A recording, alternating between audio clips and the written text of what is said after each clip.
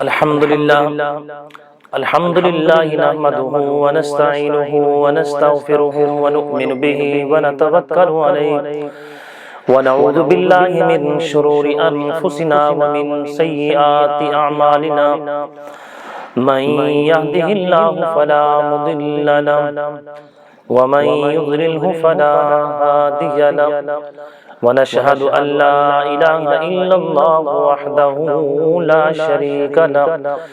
ونشهد أن سيدنا ومولانا محمدا عبده ورسوله أما بعد فأعوذ بالله من الشيطان الرجيم وإنك لعلى خلق عظيم قال النبي صلى الله عليه وسلم البر حسن الخلق وقال النبي صلى الله عليه وسلم أكملكم إيمانا وأحسنكم أخلاقا وقال النبي صلى الله عليه وسلم إنما بعثت لأتمم مكارم الأخلاق صدق الله العظيم آقا تیری معراج کے تو لوح و قلم تک جا پہنچا آقا تیری معراج کے تو لوح و قلم تک جا پہنچا آقا میری معراج کہ میں تیرے قدم تک آ پہنچا۔ واجب الاحترام قبل تعظیم و تکریم، اللہ رب العزت کا عظیم احسان ہے کہ اس مالک کائنات خالق کائنات نے نبی پاک صلی اللہ علیہ وسلم کی امت میں پیدا فرمایا۔ وہ نبی اعظم و شبیہ اعظم امام الانبیاء حضور رحمت کونین صلی اللہ علیہ وسلم، سب کہہ دو صلی اللہ علیہ وسلم، وہی ہمارے آقا، وہی ہمارے مولا، وہی ہمارے رہبر، وہی ہمارے پیشوا ہے، جن کی زندگی ہمارے لیے ایک اسوہ حسنہ ہے، ہدایت ہے جن کی زندگی ہمارے لیے۔ اگر انسان اس نبی اعظم شفیع اعظم کی سنتوں پر عمل کر لے، اللہ اس کو دنیا آخرت کی کامیابی عطا فرمائیں گے۔ حضور پاک صلی اللہ علیہ وسلم کا ارشاد مبارک ہے البر حسن الخلق، کہ فرمایا جو انسان اخلاق کو اپنائے، البر حسن الخلق، نیکی ہے کہ انسان اچھے اخلاق کو اپنائے۔ اچھے اخلاق ہماری زندگیوں میں، آپ کی زندگیوں میں، دنیا کی زندگیوں میں، مسلمانوں کی زندگیوں میں، مرد اور عورت کی زندگیوں میں کیسے آئیں گے؟ وہ نبی پاک صلی اللہ علیہ وسلم کے سنت سے آئیں گے، کہ وہ نبی جس نے فرمایا تھا کہ میں نے مکہ سے جب مدینہ کی طرف ہجرت کی تو میں نے مدینہ کے لوگوں کو فتحت المدینہ اخلاق، میں نے اخلاق کے ذریعے سے پورے مدینے کو فتح کیا ہے۔ اور آپ صلی اللہ علیہ وسلم کے اخلاق کیا؟ مسلمان تو مسلمان، دشمن بھی، منافق بھی، مشرکین بھی، یہودی بھی، نصرانی بھی، ہر مذاہب کے لوگ نبی پاک صلی اللہ علیہ وسلم کے اخلاق سے متاثر تھے اور مانا کرتے تھے آپ صلی اللہ علیہ وسلم کے اخلاق کو۔ آپ علیہ السلام نے جب اپنی نبوت کا اعلان فرمایا اور سب مشرکین کو، مسلمانوں کو اور سب لوگوں کو فران کی چوٹی پر بلایا، پہاڑ کی چوٹی پر، اور حضور پاک صلی اللہ علیہ وسلم نے کھڑے ہو کر فرمایا تھا هل وجدتمونی صادقا او کاذبا انکم لفیکم عمرا من قبلی، میں نے تمہارے درمیان ایک زندگی گزاری ہے، یہ 40 سالہ زندگی گزاری ہے، مجھے آپ لوگوں نے سچا پایا ہے یا جھوٹا پایا، کیسے پایا ہے؟ تو ہر ایک آدمی کی زبان پر یہ الفاظ تھے کہ جا صدیق والامین، آپ تو صادق والامین ہیں۔ یعنی دشمن بھی آپ صلی اللہ علیہ وسلم سے اخلاق کو مانا کرتے تھے کہ آپ صلی اللہ علیہ وسلم کبھی زبان پر جھوٹ نہیں بولتے، یہودی بھی آپ صلی اللہ علیہ وسلم سے اخلاق کو مانتے تھے کہ زندگی بھر آپ صلی اللہ علیہ وسلم نے کبھی بد اخلاقی کا مظاہرہ نہیں کیا، زندگی میں آپ صلی اللہ علیہ وسلم نے اپنی زبان کے ذریعے کسی کو تکلیف نہیں دی۔ آج میں اور آپ مسلمان ہیں لیکن دوسروں کو اپنے اخلاق کے ذریعے سے تکلیفیں دیتے ہیں، زبان کے ذریعے تکلیفیں دیتے ہیں۔ ہمارے اخلاق وہ نہیں ہے نبی پاک صلی اللہ علیہ وسلم والے کہ ہم مسلمانوں کے اخلاق نبی پاک صلی اللہ علیہ وسلم کے سنت والے ہو جائیں، لیکن ہمارے اخلاق نہیں ہے، بدخلقی کا مظاہرہ کرتے ہیں۔ حضور پاک صلی اللہ علیہ وسلم نے ارشاد فرمایا انما بعثت لاتمم مکارم الاخلاق، میں تو اخلاق کی تکمیل کے لیے دنیا کے اندر بھیجا گیا، اور اخلاق کا نبی پاک صلی اللہ علیہ وسلم نے دنیا کے اندر حق ادا کر دیا ہے، حق ادا کر دیا اخلاق کے لیے۔ ایک مرتبہ نبی پاک صلی اللہ علیہ وسلم کے پاس ایک یہودی آیا، اور آ کر کہا یا رسول اللہ صلی اللہ علیہ وسلم میں آج رات آپ کے ہاں مہمان ہونا چاہتا ہوں۔ آقا کریم صلی اللہ علیہ وسلم نے بکری کا دودھ نکالا اور اس یہودی کو پیالے میں پیش کر دیا۔ اس یہودی نے پیالے میں دودھ پیا۔ وہ پیالے میں دودھ 2 آدمیوں کا تھا، لیکن اس یہودی نے اکیلے پیا اور فرمایا کہ یا رسول اللہ میرے لیے کوئی بستر بچھا دے، میں نے تو آرام کرنا ہے، سکون کرنا ہے، میں تو مسلمان نہیں ہوں کہ میں عشاء کی نماز پڑھوں، رات کو نوافل پڑھوں، تلاوت کروں، میں نے تو کوئی وظائف نہیں کرنے، میں نے تو کوئی عبادات نہیں کرنی،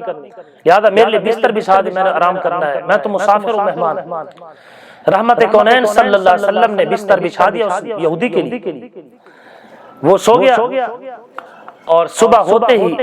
اس یہودی نے بدخلقی کا مظاہرہ کیا، بد اخلاقی کا مظاہرہ کیا۔ نبی پاک صلی اللہ علیہ وسلم نے جو بستر بچھایا تھا اس بستر کے اوپر گندگی کر دی، اور جب نبی پاک صلی اللہ علیہ وسلم صحابہ نماز کے لیے گئے، اسی دوران وہ یہودی بستر سے اٹھ کر چلا گیا، اور جب کچھ سفر طے کر لیا اس یہودی نے، خیال آیا کہ جس جگہ پر میری چارپائی تھی، بستر تھا، میں سویا رات گزاری، اوپر میں نے اپنی تلوار کو لٹکا دیا تھا، وہ تلوار میری وہیں رہ گئی،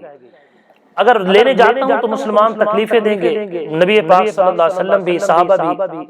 کیوں میں نے ان کے بستر پر گندگی کی ہے، بدخلقی کا مظاہرہ کیا ہے، لیکن دل کے اندر تلوار کا بھی خیال ہے کہ اس کو چھوڑنا نہیں ہے، اس کو حاصل کرنا ہے، بہرحال ہمت کی اور آگے تلوار لینے کے لیے دیکھا کہ نبی پاک صلی اللہ علیہ وسلم نماز کے بعد آئے، صحابہ بھی ساتھ ہیں، آقا کریم صلی اللہ علیہ وسلم نے دیکھا کہ بستر کے اوپر گندگی ہے، آپ صلی اللہ علیہ وسلم نے وہ پانی کا لوٹا وہ اٹھایا اور اس بستر کو دھویا اور صاف کر رہے، صحابہ قریب ہے، یا رسول اللہ ہم صاف کرتے ہیں، ہم آپ کے غلام ہیں، نوکر ہیں، آپ صلی اللہ علیہ وسلم نے فرمایا نہیں، وہ یہودی مہمان بھی میرا تھا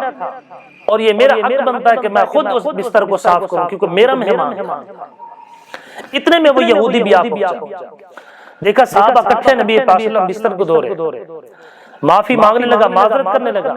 اللہ کے رسول صلی اللہ علیہ وسلم نے فرمایا کوئی بات، ایسا انسان سے ہو جاتا ہے۔ جب یہودی نے دیکھا کہ صحابہ تو بڑے غصے سے دیکھ رہے ہیں، آستینیں چڑھا رکھی ہیں صحابہ نے، لیکن نبی پاک صلی اللہ علیہ وسلم نے فرمایا اس میرا مہمان کو کچھ نہیں کہنا، میرے مہمان کو کچھ نہیں کہنا۔ یہودی نے نبی پاک صلی اللہ علیہ وسلم کے اخلاق دیکھے، محبت دیکھی، آپ صلی اللہ علیہ وسلم کے خلق کو دیکھا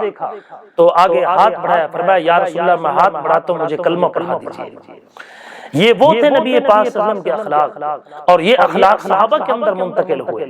اور یہ اخلاق اہل بیت کے اندر منتقل ہوئے، اور یہی اخلاق امت کے عظیم لوگوں کے اندر منتقل ہوئے۔ میرے نبی پاک صلی اللہ علیہ وسلم اس معاشرے کے اندر اللہ رب العزت نے ان کو نبوت عطا فرمائی، جس معاشرے میں عورتوں بچیوں کو زندہ درگور کیا جاتا ہے، عورتوں کو حیض کے ایام میں گھروں سے نکال دیا جاتا ہے، مار پیٹ کی جاتی، وراثت میں عورت تقسیم ہوتی، میرے محبوب صلی اللہ علیہ وسلم نے آ کر عورت کی شان بیان فرمائی، بچیوں کے زندہ درگور کی جاتی تھی، میرے محبوب نے فرمایا جو بندہ 2 بچیوں کو 3 بچیوں کی تربیت کرے، ان کو تعلیم دے، میں ان کا نکاح کرائے، میں نبی رحمت ان کی جنت کا ضامن ہوں، ان کے والدین کی جنت کا ضامن ہوں۔ اخلاق کے ذریعے میرے نبی پاک صلی اللہ علیہ وسلم وہ لوگ جو اگر ایک آدمی کنویں پر پانی لینے کے لیے جاتا ہے، دوسرا پہنچ جاتا ہے، تیسرا پہنچ جاتا ہے، چوتھا پہنچ جاتا ہے، ہر ایک آدمی یہ چاہتا ہے کہ میں اس کنویں سے پہلے پانی لوں، میں نے اپنا پہلے مشکیزہ بھرنا ہے، میں نے اپنا پہلے مٹکا بھرنا ہے۔ اس بات پر لڑائی ہو جاتی ہے، یہ لڑائی سال چلی جاتی ہے، نسلیں قتل ہو جاتی ہیں، خاندان ختم ہو جاتے ہیں، لیکن ان کے دل کی آگ وہ نہیں بجھتی، وہ آگ ان کی ختم نہیں ہوتی۔ اور میرے محبوب صلی اللہ علیہ وسلم نے ان لوگوں کے دلوں پر محنت کی، اور یہی وہ تھے بعد میں صحابہ بنے۔ حدیث پاک میں آتا ہے ایک صحابی نے بکری ذبح کی اور اس کے سری اور پائے اپنے ساتھ والے گھر کے اندر بھیج دیے، شاید یہ بھوکا ہوگا، اس کے گھر میں کھانے کے لیے کچھ نہ ہو۔ جب اس کے گھر میں پہنچی تو اس نے سوچا کہ میرے ساتھ والا گھر شاید زیادہ مجھ سے حاجت مند ہے، بھوکا ہوگا، اس کے گھر میں شاید کچھ نہ ہو کھانے کے لیے، اس نے دوسرے گھر میں بھیج دی، اس نے تیسرے گھر میں، 7 گھروں کا چکر لگاتے ہوئے وہی سری اور پائے اسی صحابی کے گھر کے اندر پہنچتی ہے۔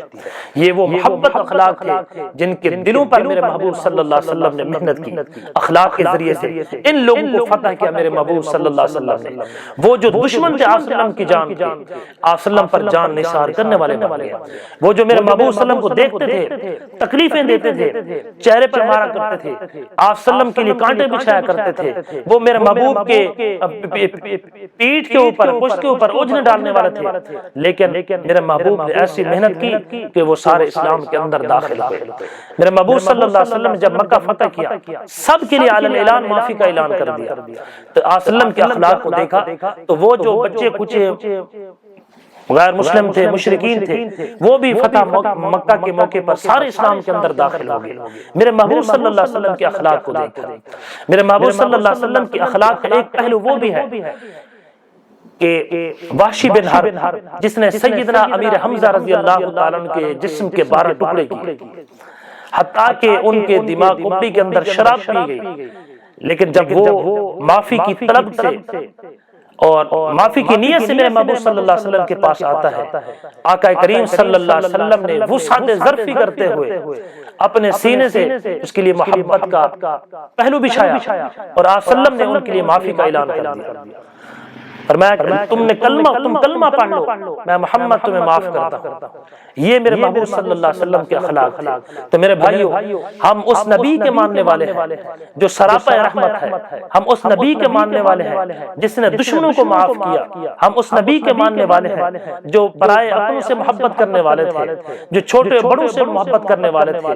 ہم اس نبی کے ماننے والے ہیں۔ ہم نے بھی اپنے اخلاق نبی پاک صلی اللہ علیہ وسلم کے اخلاق کو اپنانا ہے، وہ اخلاق ہماری زندگیوں میں آ جائیں، ہمارا معاشرہ بہتری آ سکتی ہے، ہمارے معاشرے کی اصلاح ہو سکتی ہے، ہمارے معاشرے میں امن قائم ہو سکتا ہے اگر ہم نبی پاک صلی اللہ علیہ وسلم کی سنت شریف پر عمل کریں۔ دعا ہے کہ اللہ تبارک و تعالی ہم سب کو نبی پاک صلی اللہ علیہ وسلم کی اخلاق اپنانے کی توفیق نصیب فرمائے۔ وآخر دعوانا الحمدللہ رب العالمین۔